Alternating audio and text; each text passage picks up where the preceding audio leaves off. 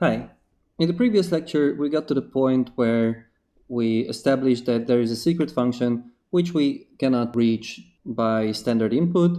So we decided to patch the binary to actually make it go into this secret function. So let me quickly get back to the place where we were. So I start again Radari with -d for debugging and server.exe. All right, I do the analysis and I will quickly print the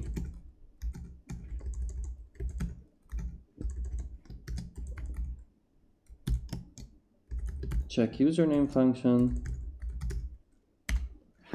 All right, and if you remember, so this is the comparison, which we don't know why that is there, and this is the jump. So what we want to do is override this jump somehow so that it instead of jumping, it will just flow into this branch of the code. So first, I will just put a breakpoint here. All right. And then we can start the application. So DC to start. And then I come to my other terminal and connect to it. 14884. And let's use username XXX. All right. And it stopped because we hit the breakpoint. You could see that we already went through this part because it said comparing username, wrong username, etc. So if we go to visual mode with capital V, and then with P we change to the debug view, then we can see that this is where we are standing right now. This is the jump, which would probably jump this over right now. So we want to override this jump here. And there are a couple of things you can do to make it flow into this branch. You can either change it to a jump, which we jump if it equals. So then when it not equals, then we go into this. But for us, the easiest is to just override it with NOPs, so no operation instructions. These are the instructions which basically don't do anything. I will leave the visual mode now. And just to see where we are, I will print this here. $$. $$ refers to the place where we are standing in the code right now. So as you can see, this just prints the next two instructions. You can guess what is the command for writing. Probably you guessed right. It's going to be the W. So if you say W question mark, then there are a few operations you can do. So we want to write over these instructions. So WA is to write opcode. Yeah, that's something. And there is this WAO, which says modify opcode. So you can just look at it, what that does exactly. And it says it performs a modification on the current opcode. That's basically what we want to do. And then we can say WAO NOP to change the current opcode to NOPs. So that's what we now do.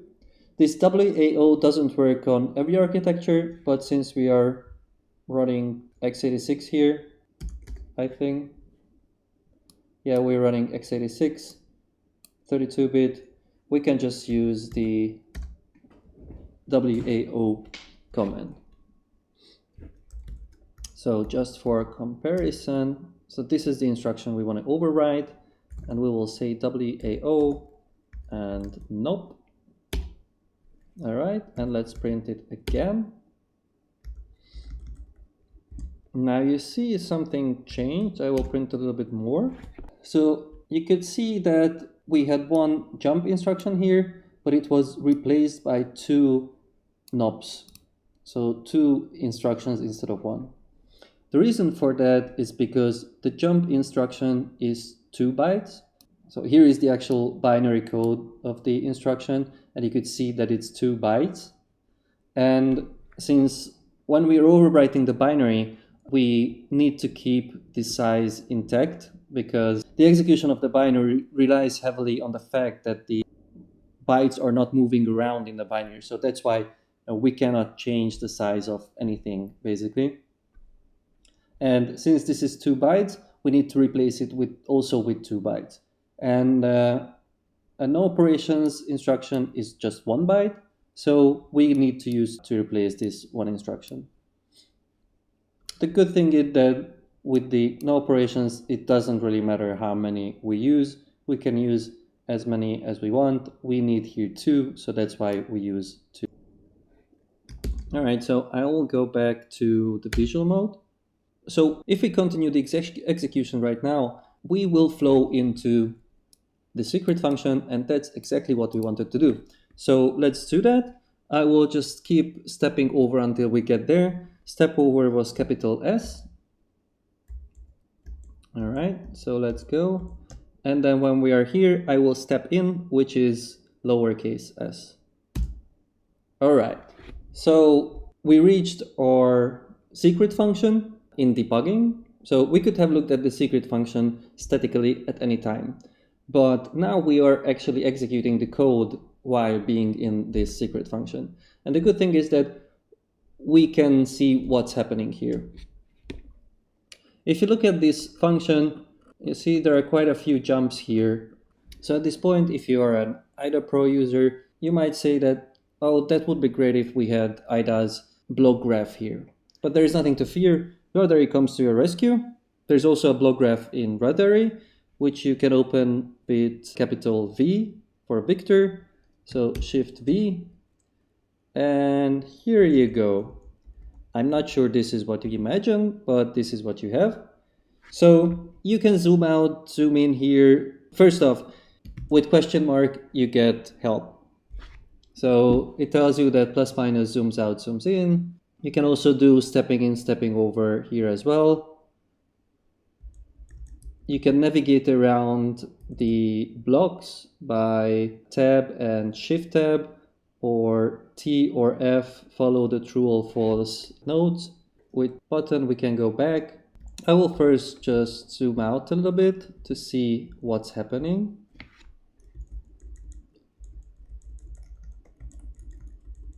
So if you look it quickly through, there are a bunch of comparisons, and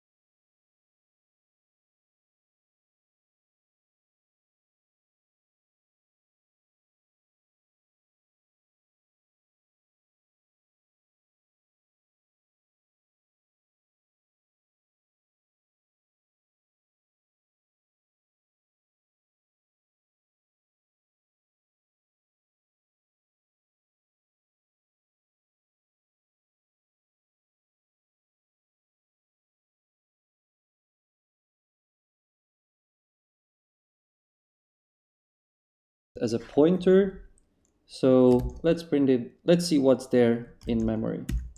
So that's px, and let's print 5 bytes.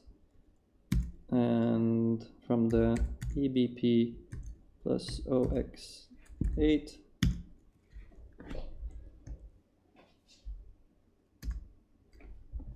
All right, and you see that it's 78, 78, 78, which is XXXX.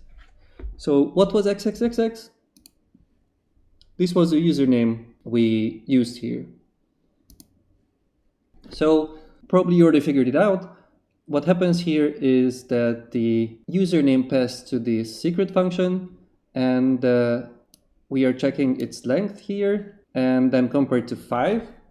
So basically it has to be longer than 5 bytes. And if you look here, what you could do now, and actually I recommend you to try it, just restart the application and use a 5 long username, whatever that is, just it has to be 5 characters long. And then you should pass this check. And then you can start looking into what's happening here. But since we are here already, we can figure that out statically as well.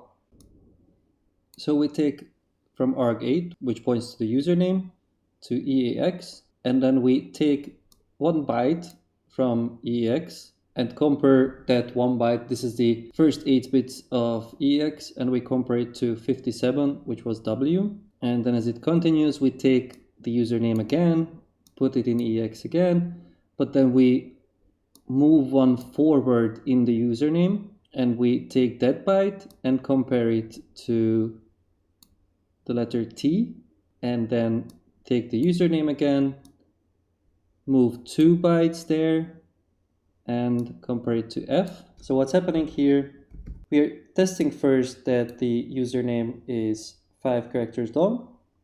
And after that, we start to test each character of the username one by one. So this is basically a username test again, but implemented in a weird way. And if you look at here, we have WTFR, and then this is where we have the 2 blocks, 2 or 8. So my assumption is that the username is WTFR 2 or 8. So we could test that, and we could do it right now in the debugger, but I want to show you something, because one really important thing when we are talking about patching is to write the patch into the disk. So all the changes we made so far, we did it in memory. So when we quit the debugger and with that close the process which is running right now, we will lose these changes. So what I'm going to do, I'm going to actually do that. So I will just quit, and then I will make a copy of this binary. So I will do server and then server patched.exe, and then I will do my changes on the patched version. So to write changes to the binary, you need to open it with the W command, which is for writing, server patched. I open it, do an analysis, and I will again locate the place where we need to do our patches, which was sim dot check username,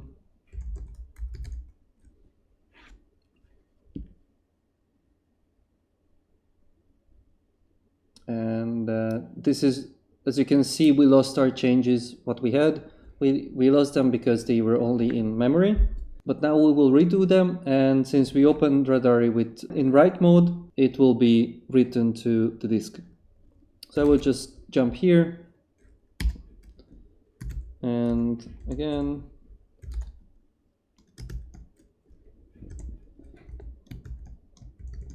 I print these few instructions and do the patch again.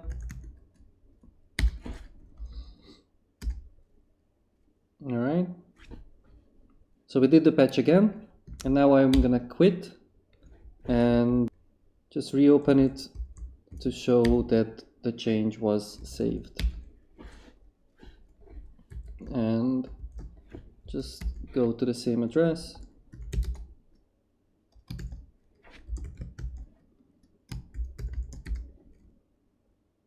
Oh.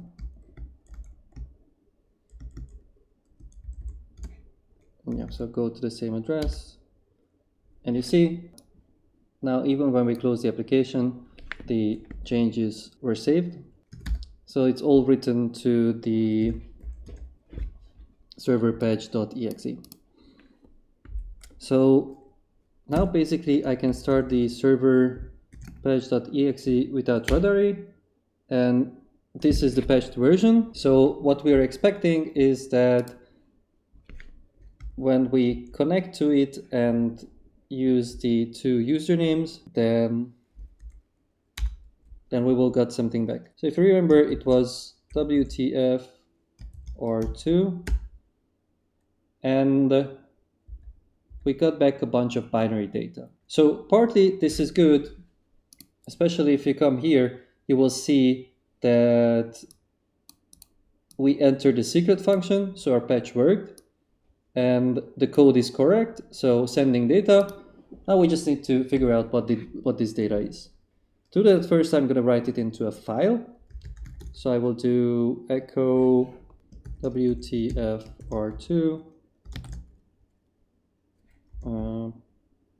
pipe and c localhost 14884.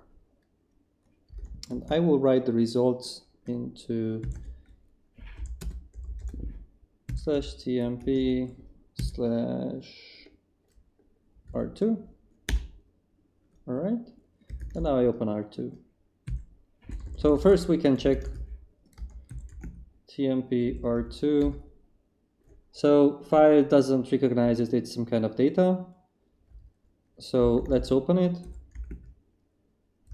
R2. And we still have, of course, the login screen. So I will just delete it.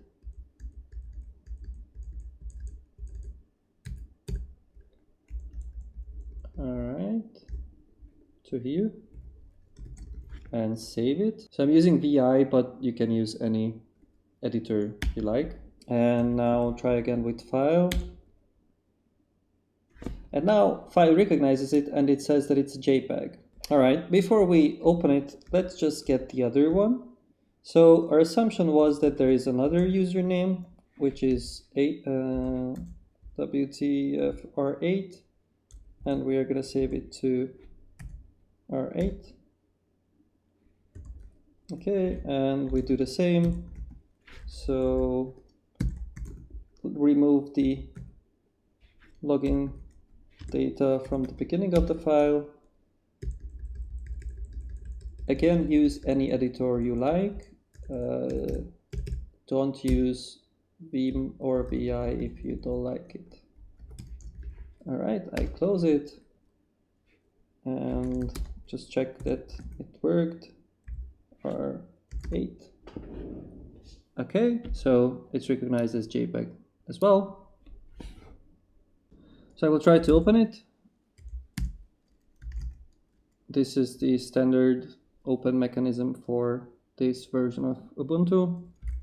TMP R2. Awesome. And this is what the Rebellion was looking for. We got the blueprints for the AT-AT walkers. So that's great. So probably this is something which was hidden in the binary in a way which was not reachable by normal input. So basically the binary was just a transport mechanism for this data. And let's check the other one. All right. Oh, that's probably just some kind of hobby of Java. All right. So in this lecture, what we did is we patched the binary to go into the secret function. We figured out that the secret function checks the length and the username. We figured out that the secret function checks the username again, and we extracted the two usernames which would do something. And then we extracted the data from the binary, which was returned when we used these two usernames. All right, this is all about patching, and we are almost finished with our course here. In the next lecture, I will show you another UI for Radari, which will make our lives a little bit easier. So see you in the next lecture.